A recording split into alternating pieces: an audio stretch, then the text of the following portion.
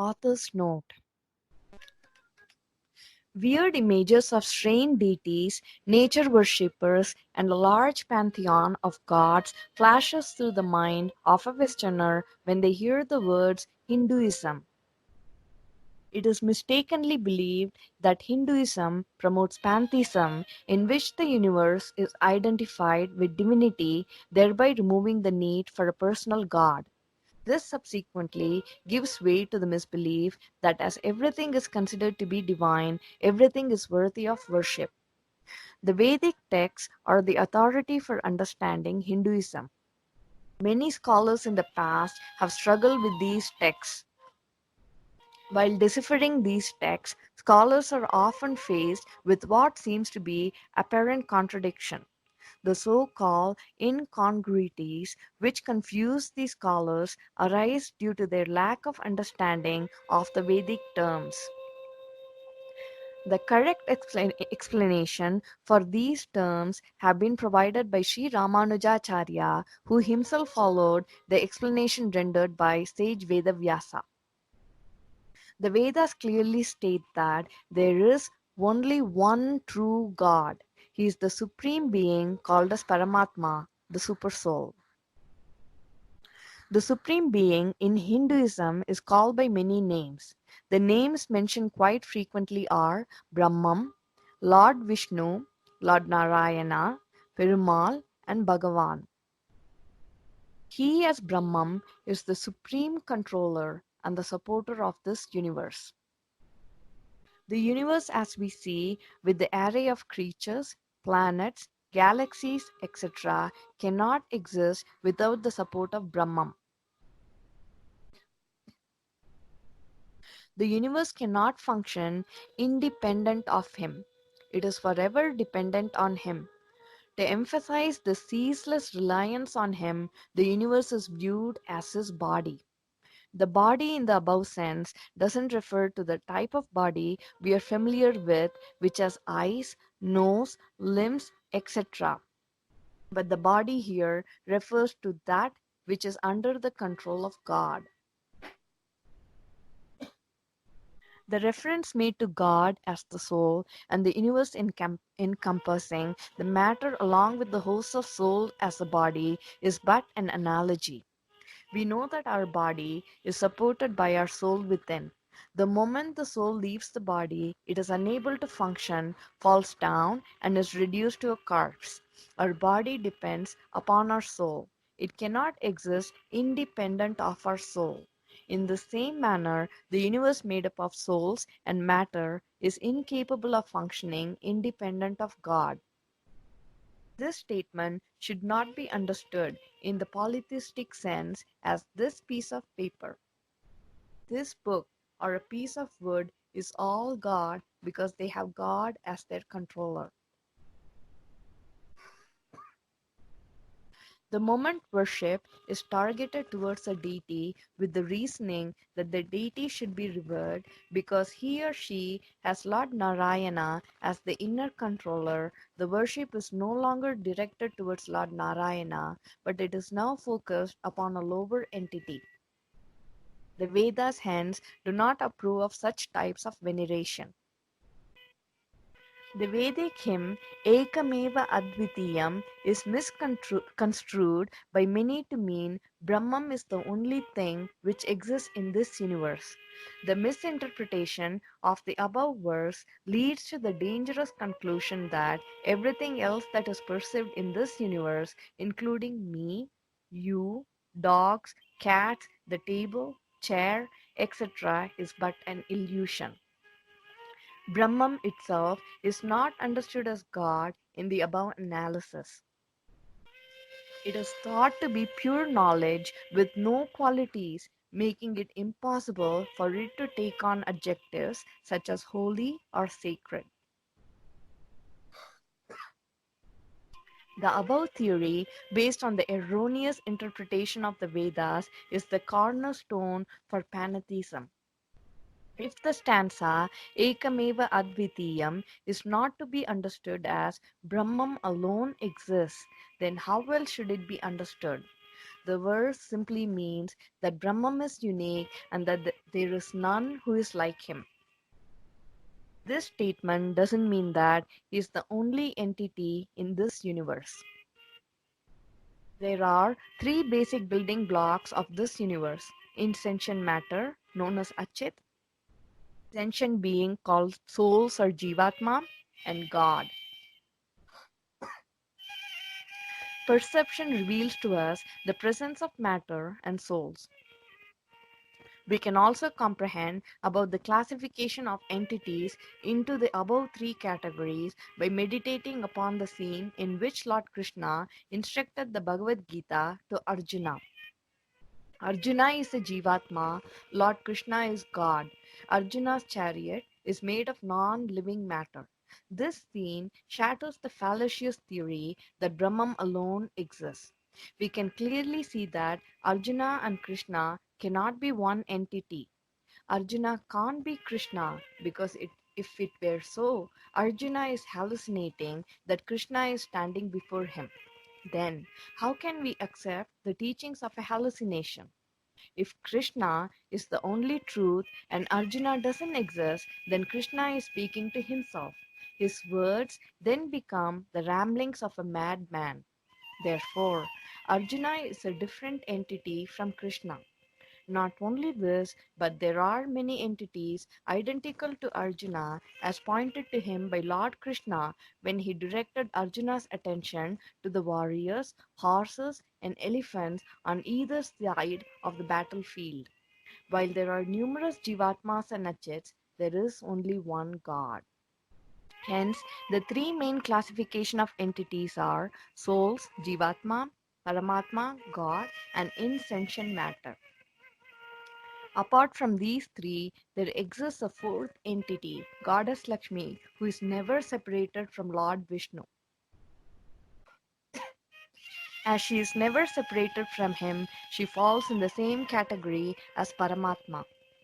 Lakshmi with Narayana are the supreme beings, the divine couple worthy of our worship and our soul refuge. All the individual souls called Jivatma are identical to each other. As a result of this equality arising from their similarity, there is no room for discrimination based on caste, color, creed, gender, etc. The differences we see as variations in the bodies assumed by these souls arise due to their accumulated karma. The soul is assigned a particular body according to its past karma.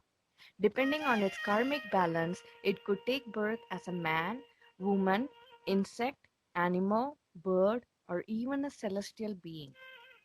Only the people who do not understand the identical nature of the souls give in to discrimination based on gender, color, caste, etc., which are but bodily differences. The equal status given to the soul in which they are equal to one another in every way is termed as Prakara Advaitam in Sanskrit. God is different from the many souls and matter. He is unique because while he controls the matter and the souls, no one controls him or even think about controlling him. He is the controller of all, and all things, including the souls, are his attributes. This statement is known as Prakari Advaitam in Sanskrit. As there is none who is like him, he is the only supreme being. This, as explained earlier, doesn't mean that only God exists, giving rise to the misconception that this universe is false or that anything and everything we see around us can be worshipped because it can be equated with God.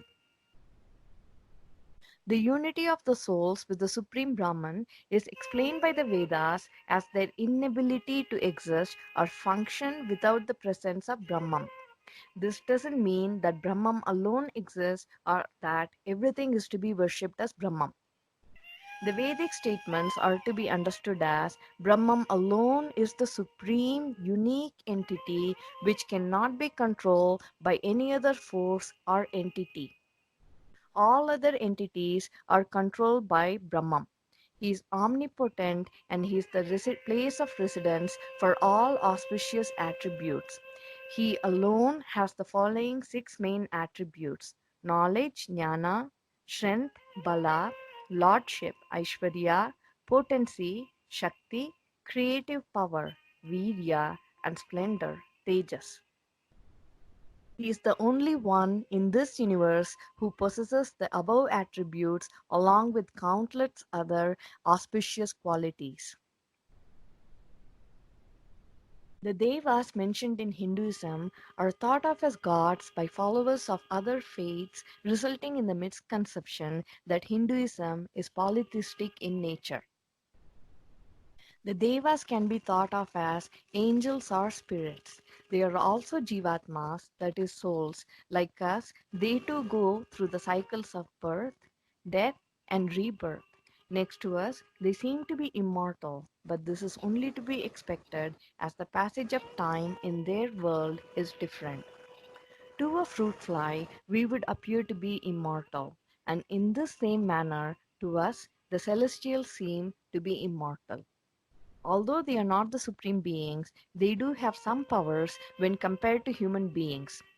Though, when worshipped properly, the Devas have the capabilities to fulfill some of our materialistic wishes. But they also submerge us further in this vast ocean of samsara from which there is no escape. Even though people worship many deities, the worshipper should realize that as the supreme controller, he alone is the true object of their worship. The Vedic texts allow the worship of certain devas and deities in yagam because Paramatma has assigned them to help us according to our karmic balance. They serve him by accepting our worship. A person who understands the above philosophy of Vishishtadvaita, called qualified monism, will not be confused by the theories of pantheism, pantheism, henotheism, etc. Hinduism is not pantheistic, nor is it pantheistic or henotheistic. Lord Vishnu loves each one of us dearly. When our punyas, good deeds from current and previous births, mature, through His grace we develop love for Him, which enables us to break the cycle of rebirth and reach His divine feet. Paramatma exists as the soul, inner controller of all Jivatma. At the same time, He also exists in all non living things, and he exists in a beautiful form with auspicious qualities so that it is easier for Jivatmas to meditate on him and reach his divine feet. It is very common in Sanatana Dharma to worship the different forms of Lord Vishnu. His incarnations are worshipped by people. Everyone is free to choose the form or incarnation of their choice for worship and meditation. Paramatma has five forms or states or five types of incarnations, which are Para, Vyuha, Vibhava, Antaryami, and Archavatara. To explain the difference between the forms, let us take the example of a person who is feeling thirsty and is in search of water. Para form of Lord can be compared to the water which surrounds the universe, which cannot be easily reached to quench thirst immediately. The presence of cosmic water is beyond our imagination. The para form of Lord Vishnu is comparable to the cosmic waters. This form is beyond the reach of our mind, making it unsuitable for meditation. Lord Narayana exists in his supreme abode of Paramapada as Paramapadanathan along with his three consorts Sri Devi, Bhudevi, and Neela Devi Nachiyars, surrounded by a host of Nityatmas, eternally liberated souls, and Muktatmas, liberated souls. Paramapada is also known as Sri Vaikuntham. This location is unaffected by time. Vyuha is compared to the Milky Ocean, which cannot be reached easily to quench thirst. Paramatma emanates into four beings: Vasudeva, Sankarshana, Pradyumna, and Aniruddha. Vasudeva has all the above mentioned primary Mukhya gunas and is the complete form of the Supreme Brahman. From Vasudeva emanates Sankarshana with Jnana and Bala alone, while the other four attributes remain inactive in him. Similarly, from Sankarshana comes Pradyumna with Aishwarya and Virya. From Pradyumna emanates Aniruddha with Shakti and Tejas. The Vyuha forms are not separate from one another. They are one and the same. They are just different forms assumed by Paramatma to project, maintain, and withdraw the universe. It is hard to meditate on these forms as well. The cosmic creation is cyclic in nature. The universe is projected, maintained, and then withdrawn by Paramatma. The term Vyuha means splitting and describes the division of Paramatma's six attributes into three pairs for the purpose of creation, maintenance, and dissolution of the universe. Vibhava forms are like flash floods. The flash flood appears suddenly and then disappears completely. The water in a flash flood is available only if the person is present at the location and at the time when the flood occurs. Lord Vishnu incarnates in this world due to his compassion for all creatures. He incarnates to uphold dharma, show everyone the path to liberation, to protect the righteous, and to destroy the wicked. The 10 incarnations of Lord Vishnu, Matsya, Kurma, Varaha, Nrisimha, Vamana, Parashurama, Rama, Balarama, and Kalki are examples of Vibhava Avatara. Krishna incarnated during the Dwapara Yuga. Only people who lived during the time period of the incarnation experience Krishna Avatara. Antaryami is like subsoil water. It is not easy to access water that is below the soil surface. In this form, he exists as the soul of all Jivatmas. He cannot be easily experienced, making it very difficult to meditate on this form. Archavatara form is like the rivers, ponds, wells, lakes, etc. It is very easy to obtain water from these water bodies when one is thirsty. This is the iconic embodiment of Paramatma. He exists as idols in temples. It is very easy to meditate upon this form. The idol has to be consecrated properly per all the sacred scriptures, and the temple has to be constructed properly per the agamas. Only then is the idol empowered with the divine presence of Paramatma. His unlimited compassion for all human beings causes him to exist in the Archai form. He bestows his grace on his devotees and accepts their devotional worship. The 106 Vishnu temples in India, which are part of the 108 Divya Desams, are examples of Archavataras.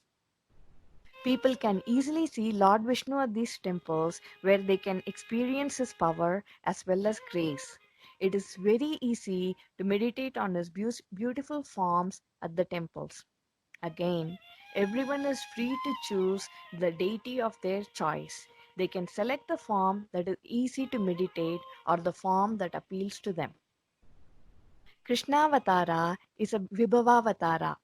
The name Krishna means one who brings joy to Mother Earth. He does this by re-establishing the Dharma Shastras, removing sinners from earth, and by bringing joy to the righteous people on earth. By incarnating, he uplifts people to his level and saves them from this ocean of samsara. The above are the sole purpose of his incarnation. In the Bhagavad Gita, Arjuna asked 5 questions to Krishna. The answer to these questions contain the secrets about Paramatma's incarnation as Lord Krishna. These are from chapter 4 of the Bhagavad Gita. Shri Bhagavanu Vacha Bahumi me vyatitani janmani tavacha Arjuna Tani aham veda sarvani natvam veda parantapa. Question. Arjuna wanted to know if Paramatma's incarnation as Lord Krishna is true or an illusion. Lord Krishna replied that his incarnation is true. It is not an illusion. He descends from his abode now and then to uplift people from the ocean of misery. He also comes to remove sinners from earth and to re-establish dharma. He has had countless number of incarnation, but unlike us, he can remember each one of his incarnations. He doesn't incarnate because of his accumulated karma. He is unaffected by karma. He incarnates because he wishes to do so. His compassionate nature makes him incarnate and come to our rescue. Question 2. Arjuna asked Krishna if his divine qualities are compromised as a result of incarnating on earth.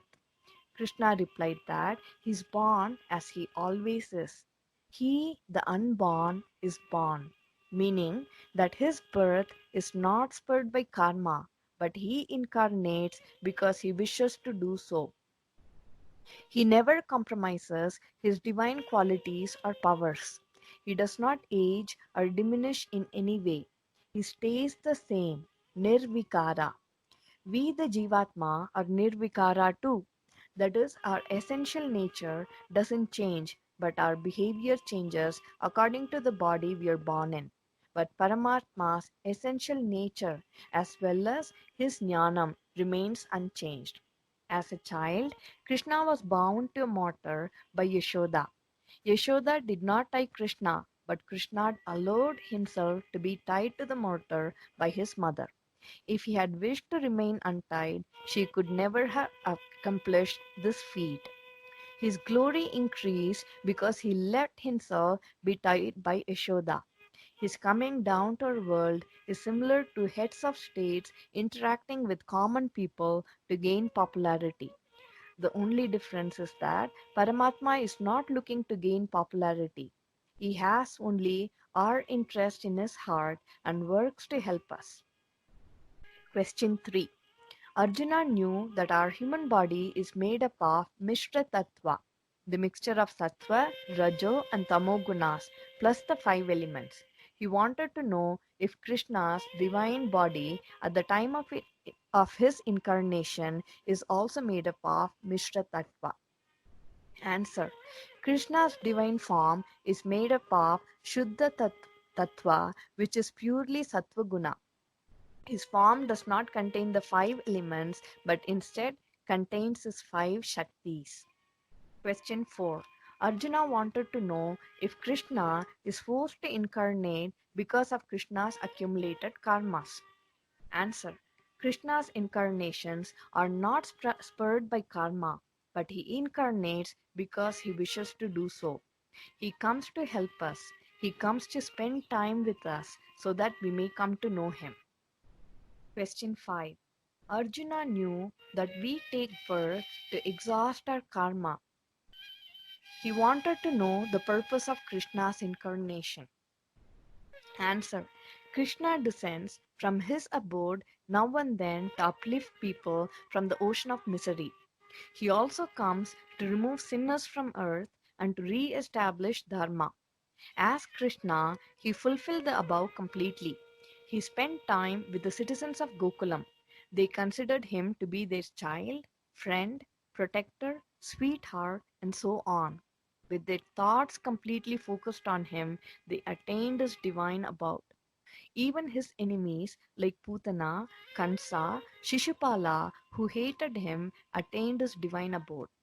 Thousands of years have passed since his incarnation, and even today, people who think about Krishna fondly are freed from the ocean of samsara. As Krishna, he removed all the evil doers from this earth. By killing them, he doesn't destroy them. He releases them from this birth and the body they had assumed.